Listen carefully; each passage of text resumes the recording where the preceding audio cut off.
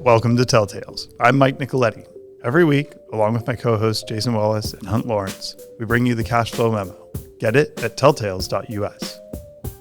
For the next 30 minutes, we're going to dive deep into energy, technology, and healthcare. So download the memo now and get started. The following conversation is intended for informational purposes only. You should always do your own work to determine if an investment is suitable for you. C is just weak oil prices having to do with the ceasefire holding in Gaza. I think the U.S. position is to bring whatever pressure to bear on Israel to excuse some of the Hamas activity, not getting remains back,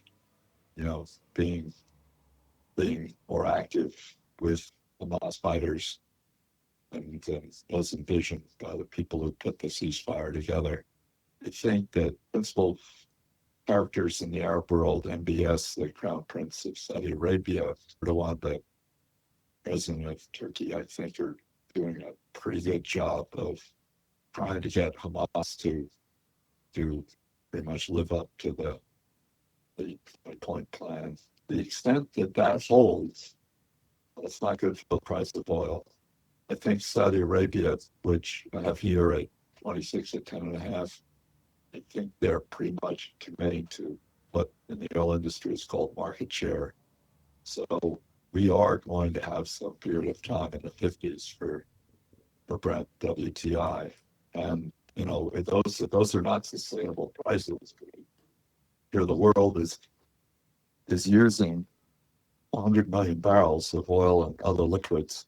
I don't think, and there is a decline curve on all that supply. I don't think that decline curve can be made up at $50, but it will take 12 or 18 months to work out of that. As you see on the bottom of Exhibit B, last Thursday was 58. The curve is pretty much flat. 26 was 58. If it gets really bad, the market will go into contango where the Trump price will be lower than that 26, 27 price, but that hasn't happened yet. But that's typically what happens when there's an oversupply. Gas is a little better. The 26 price is a little heavy. Look at the news on LNG. Power, have to be cautious in projecting gas demand to make power in 26 or subsequent years. The dry gas production's been hanging in there at 106. 108 would be mostly increased from associated gas in the Permian, and with lower oil prices, you'd expect that to moderate a bit. So we'll see how that goes. Exhibit A is in the news quite a lot now. The cash flow statements for the federal government. There is a significant improvement in the deficit forecast here, about $400 billion. I think that's very likely to happen.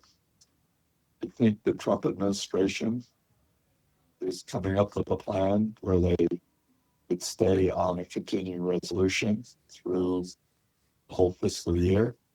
I think their plan is to somehow, through reconciliation or something, where they would only need 50 votes on the Senate, or to reduce spending. So if, let's say, your tariff revenues in any particular year looking forward go up by 200 billion or so, I think their plan is to hold interest flat because interest rates will be lower. In fiscal 26, we're projecting that the interest rate as compared to the debt outstanding be 3.5%. Get a couple more reductions from the Fed funds rate. And if the Treasury Secretary, Scott Bessent, continues to finance in the short term, in other words, not so much in the way of 10-year paper, maybe they could get the 10-year bond down to, the low threes from where it is now. And I think that's their plan.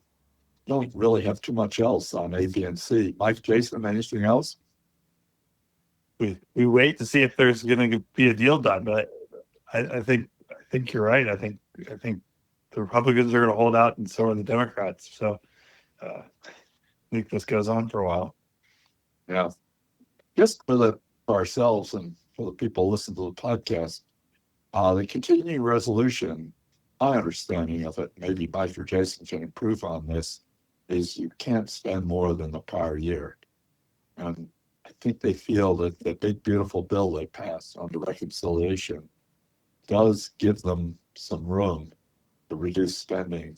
And of course, that's one of the issues the Democrats are bringing in on the ACA or the Obamacare premiums and credits to the Obamacare premiums. So Russell Vought, who's the budget director, wrote something called Project 25. When Trump was running, he kept disowning it. But I think that's basically what's guiding this policy here. I think the Democrats are wrong in thinking that the Republicans, the House Republicans especially, will come back into session and do anything other than say, pass our continuing resolution. And it's about to run out now, so they're going to have to extend it. I think some House Republicans are arguing to try to extend it for the whole fiscal year to next September.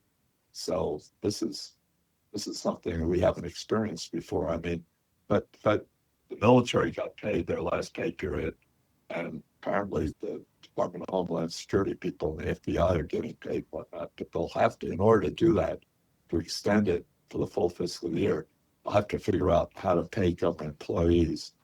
But I think we can be assured that Russell Vought, the budget director, if someone has a plan, and more or less the author of Project 2025, Russell Vought will have a plan to do this as a way to curtail spending. Because the alternative is to have the regular expenditure bills, the 12 expenditure bills, which all been passed by the House, and some have been passed by the Senate, maybe 3 or 4 of the 12. I think defense has been passed, and they have that committee. Then they have to go to committee. And of course, to get 60 votes in the Senate, you have a different looking bill than as the House. So this is what we're dealing with. In terms of impact on the capital markets, seems rather modest now, but I don't know what we can count on that continue the case. With that, let's go to our history. If I recall from last week, we're going to do Broadcom this week, or what do you and Jason have in store for us?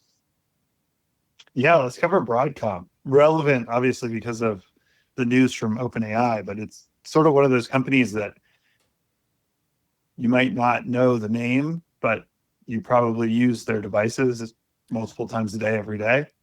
If you're listening to this, you're using their equipment. That's a very, very good point, Jason. Yep. And it's a big company now. I mean, through mergers, it is now has an enterprise value of $1.7 trillion. You see it on page 2. Yeah. It's not a small company. It's actually, we think of it, we being Jason and I think of it more of a semiconductor company, but the reality is over half of the revenue now comes from software. So it's become a big conglomerate, but its origin story dates all the way back to the 1960s.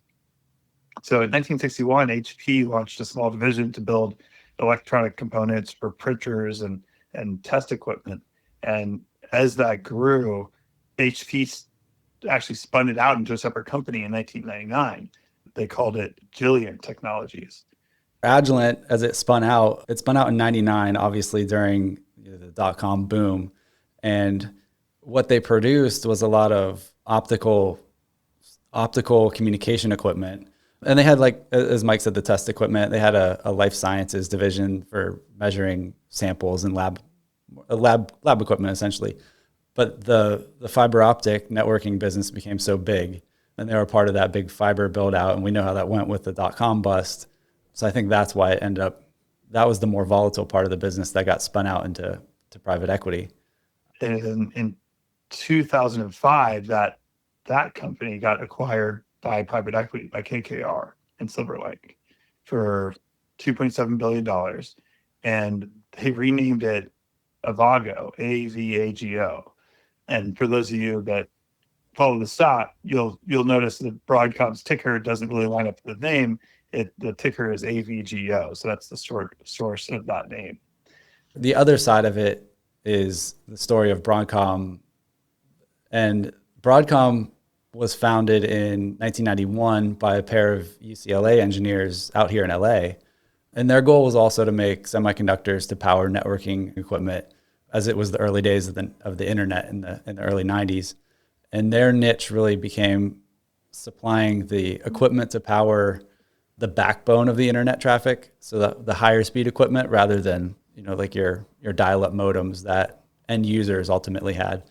But as you got later into the 90s and broadband internet started to become a thing that was being rolled out, that business really took off as well, because now they're in a prime position to supply the equipment and the semiconductors that go into now a much broader range of equipment. So home broadband, office broadband, routers and devices like that. When did the management kind of come to the fore? Because the fellow who's running it is pretty up in years. Has he been part of this history right from the spin out or the acquisition? Yeah. So Broadcom and AVGO merged in 2016, I believe. AVGO acquired Broadcom for $37 billion. And at that point in time, Hock Tan was the CEO of Broadcom, I believe. He was the CEO of AVGO. AVGO. Okay, so Yeah. he ended up staying on as the original CEO. His career also sort of tied through private equity. So he was CEO of another semiconductor related firm that was owned by Bain Capital. So presumably he had built a reputation and he got referred it over for those purposes. And so by then they're becoming a pretty sizable business. And as Jason said, their products kind of touch everything that we use: Wi-Fi, Bluetooth, 5G, Ethernet. And they do the design of these chips, and they work with their fabless, I guess, if you will, and that they, like NVIDIA, don't have fabs, and they utilize Taiwan Semiconductor or others to manufacture most of their chips. Hock Tan, even when he was before the merger of AVGO and Broadcom, he had this strategy of growth through acquisition. So he acquired 3 other kind of mid-size semiconductor networking equipment manufacturers between, I think that must have been between 2009 and 16. And then since he remained CEO of the new merged entity, he continued that strategy of growth through acquisition. And they became like renowned for doing a very good job of kind of centralizing resources and capital allocation amongst their companies to the point where, Jason, if you remember when Broadcom was making a bid for Qualcomm, there was a lot of pushback because, especially locally in San Diego, because Qualcomm's based there in San Diego, but the fear and the way that they kind of pitched their defense is that Broadcom was going to gut the R&D budgets, and they were just going to really take away this gem of an institution. And then there were some antitrust pieces to that too, but they had really developed a reputation as being a very effective acquirer of companies. When Intel was to be completely down and out, one of the names that would come up was, why not turn it over to Broadcom? They know how to clean things up. And that's certainly their reputation. And you have to come to the acquisition of VMware, right? Right. Yeah. That's where I was going to go. So really the strategy kind of pivoted in 2018, where Broadcom acquired a company called CA Technologies. And that was their first move into enterprise software. So by 2018, cloud computing was really a mature business, and CA Technologies provided a lot of IT management software for running large distributed computing systems. So that was their first, and it was a pretty large acquisition as well. So that was their first entry into it. A year or two later, they acquired Symantec, so cybersecurity software. Again, we know it from, you might install it on your laptop, but they had a much larger business where they were selling enterprise grade security to, again, these cloud systems. And then finally in 2022, they acquired VMware, and that was the largest acquisition. That was a $60 billion deal. And likewise, VMware is a software business for running really cloud software. So it's, without getting too in the weeds, it's containers to run your software on any server in a cloud. So it makes your application portable. If you're running it in Amazon or Azure, you can move it between the clouds. So by that time, following that acquisition, that's when the majority of their sales were then being realized from a software rather than a hardware standpoint. And that might be flipping back. So in the last year, they've been selling a ton of AI data center networking equipment, since that really is the meat of their business, their hardware business. So I wonder if that's flipped back. Yeah, likely, at least on forward projections, I'd imagine. Yeah, I think it's kind of interesting as far as a serial acquirer. They've been one of the most successful serial acquirers, maybe up there with TransDigm and their ability to roll these acquisitions in. So the challenge they have now is really just what else can you possibly buy that moves the needle for a $1.7 trillion company? I don't know. That is a pretty good summary. I think now we're 10 minutes on everything else. And since we get criticized if we leave out healthcare, Jason, healthcare news this week. Healthcare news. Some good news out of the FDA is they've announced their first 9 super accelerated reviews. So this was, I forgot the actual name of the program, but they'll review a new drug application in a 1 to 2 month time frame rather than the former 6-month accelerated program or taking up to a year. So the first 9 are largely treatments for diseases that have no therapy approved today. One of them is a Regeneron treatment for a genetic form of deafness. So it's a gene therapy that they've tested on just 12 children, but 9 of them regained their hearing. So pretty promising there. It's going for review now. Potentially it's a therapy that children with this condition can access in a month or 2 by the end of the year. Another bit of news is Genentech has launched a DTP program rather than direct to consumer. They're calling it direct to patient. So maybe DTP is a acronym we'll hear more of, but they're going to sell their prescription flu treatments directly to consumers and fulfill it through cost plus drug and Amazon pharmacy. So kind of the direction I've been thinking the market will go. They're going to sell it directly, fill it through a pharmacy such as Amazon's, and it can be delivered to your door same day. So it really feels like this is where the pharmaceutical business goes. Rather than having to go to a pharmacy and pick something up yourself, it'll be delivered to your door same day. I mean, if Amazon can deliver it as fast as they can deliver toothpaste to your door, you might have it sitting there by the time you get home from the doctor's office. And then the last bit of news is TrumpRx continues to add drugs to their program. The one announced this week was from Merck for IVF medications. The reason I'm highlighting this one is they're going to sell it at an 80% discount. So that means the markup was pretty steep from the PBM. I think my view is this is going to snowball, and it's going to be pretty difficult for politicians to justify sitting back and wondering why Medicare pays 5x for drugs when patients can go to a platform, an aggregator like this, buy it direct. If they're a cash pay customer, why do they get it for 80% discount? Why does Medicare have to pay the inflated rate?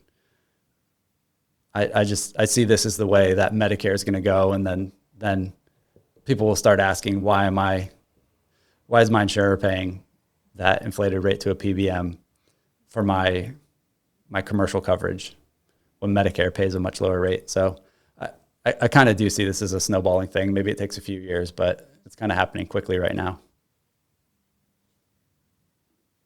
Next week, we're going to do history of blockchain. But we already know that Jason just doesn't think too much of blockchain, so that'll be interesting. Sooner or later, we're going to do a history of SMC. But after we do blockchain, I think it'd be interesting, and we'll have 2 weeks to prepare. The Republicans have never really come up with a healthcare plan.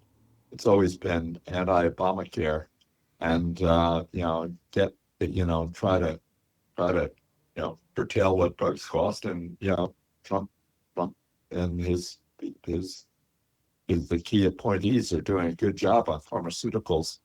Jason, if they had to come up with a healthcare plan, and this is, as I say, this is from 2 weeks from now, what's the chance that there'd be like an alliance with the Bernie Sanders part of the political spectrum, where, it would be like Medicare for everyone. You could stay out of Medicare if you had your own employer plan or private plan. This most favored nations pricing on pharmaceuticals, presumably it would apply to all kinds of other things, hospital rates and what operations cost and so on and so forth. But is that the way to tackle the fact that, or is that a way to tackle the fact that we 18 or 19% of our GNP for healthcare and no one else does more than 10 or 11%? I certainly think it's for 2 weeks from now, but yeah. I just think for 10 minutes on that subject would be worthwhile. Yeah, deal. It'll be interesting. Yeah. How about early pages? How about Tesla? I guess did Tesla's earnings come out, or is it due today? I think they're due in 5 minutes. This evening. I mean, they had a great third quarter for deliveries, so presumably their earnings should be strong. Yeah, we'll be looking for what the margins on their automotive are, but we think their energy business should do quite well. Yep. We know Jason doesn't much of Apple, at least their software, but they seem to have some traction with their iPhone 17. I mean, maybe they don't deserve the traction, Jason, but it seems to be happening anyway. No, I think it's a good product. I think they made a lot of progress on the new version of the operating system. I know that the rollout for the iPhone Air was delayed in China. I don't remember the reason, but I really think that the iPhone Air product was targeted to the Chinese customer. Thinner phones have become a fad over there, and I think that's really who they designed it for. I was skeptical of it when they announced it, but going into the store and actually touching the product, it is quite nice. It's larger than my iPhone 16 from a screen size standpoint, so I'm definitely not happy about that. I want something that fits in my pocket, but it's nice that it's thin and light. Right. Anything on the chip page on page 3? It looks as though the Chinese now don't want NVIDIA chips. They want Huawei to make them. But NVIDIA's been turning out pretty good results without any sales into China. And the sales to the rest of the world, who knows? I mean, I'm sure if Alibaba or Tencent somehow can get NVIDIA chips, maybe they do it outside of China. But how do you think macro developments are affecting NVIDIA at this point?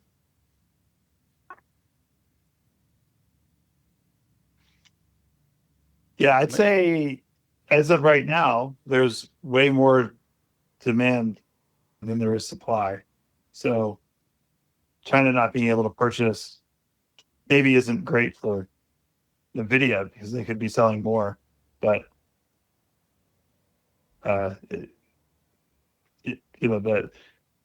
there's still plenty of reasons for them to be able to sell as many as they can of the next generation of GPUs. So I do think you're right, though. I think if those companies want to get access to NVIDIA chips, they can one way or another, and they will. Data's ultimately fairly portable, even if you have to ship it around the world on a gigantic storage drive. You can do that.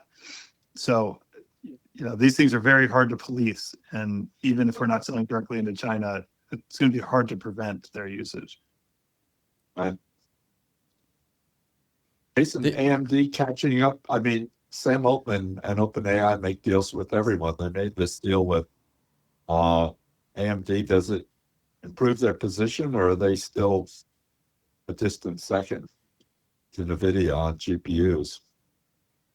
It improves their position if those sales do come to fruition. I think OpenAI has announced 26 gigawatts of data center now at this point, and I'm not even sure you can produce 26 gigawatts of GPU hardware in the time frame that they are saying they're going to deploy it, and they're the only customer, But sure. I think they're just we've seen double ordering for a number of years now. I think this is kind of a similar situation. They're hedging their bets. They made a deal with AMD. If they can't get access to NVIDIA chips, maybe they'll deploy the AMD chips. It is a big change in architecture. You're changing your software architecture to run this other processor. So it helps them catch up, obviously. AMD was paying for it. But the thing about NVIDIA's systems is they're not selling GPUs. They're not even selling servers anymore. They sell it at the finished rack level. So it's a collection of servers with all their advanced networking equipment and the liquid cooling built into the rack. So AMD doesn't have a competitive product with that rack level system yet. They're working on it, but that OpenAI is essentially saying they're going to take on the responsibility of designing and building that at this point.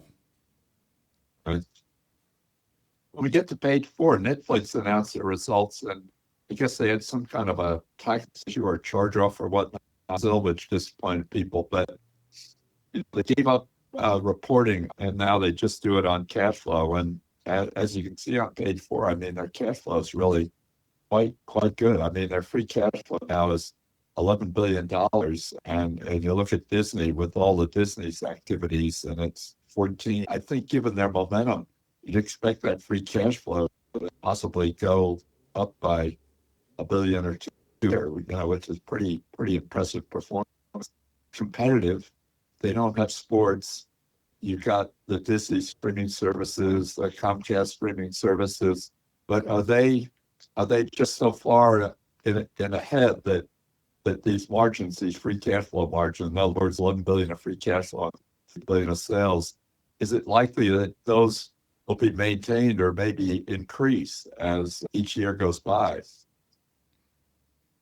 I think it increases. Netflix has achieved scale economies in content, and now they invest in a way kind of like a venture portfolio, looking for hits.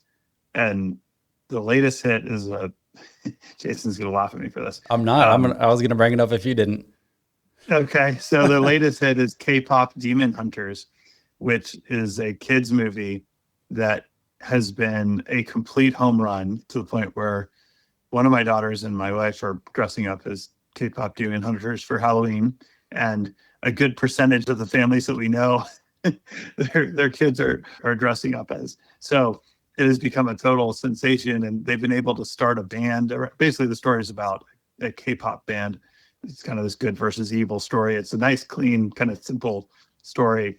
And so I think that they've hit a home run there. But the whole thing with the model is that they get to make all these bets, and some of them don't work out and some of them do. And I think they're going to move more into franchise stuff the way kind of Disney has. But rather than investing really heavily into one thing, they can place a whole bunch of bets, and some of those are going to turn out really, really well. I think that's the turning point, is they've found a franchise and they're going to operate more like Disney. And right. K-pop Demon Hunters is the first part. Yeah. That's their. Didn't they have another Korean serial that I guess they picked it up for just in Korea, but then it became a phenomenon all over the world. So less kid friendly. Yeah. Less kid friendly. Yeah. Not for junior. Well, that's sort of the interesting thing is I think the kids franchises are maybe the most valuable, but also the hardest ones to get right. If you look at Disney's just had a phenomenal track record with developing children's content, and having consumed quite a bit of Disney in the last couple of years, I'm glad to see there's another competitor to it. There you go. Good. Well, we've run our pretty normal 5 minutes over, and asked about this. I said, well, we don't necessarily get started on time, so maybe we're only 3 minutes over. But we'll be back here 7 days from now, and the feature attraction next week, kind of a can't miss, I think, is on the 10 minutes on blockchain, hearing Jason on why it hasn't worked and is probably not likely to work. So we have that to look forward to next week. In the meantime, everyone be well and stay healthy, and thanks very much for listening. Take care.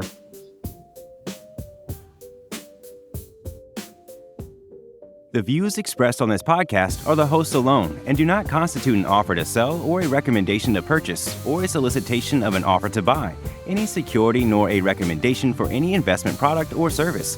While certain information contained herein has been obtained from sources believed to be reliable, neither the hosts nor any of their employers or their affiliates have independently verified this information, and its accuracy and completeness cannot be guaranteed.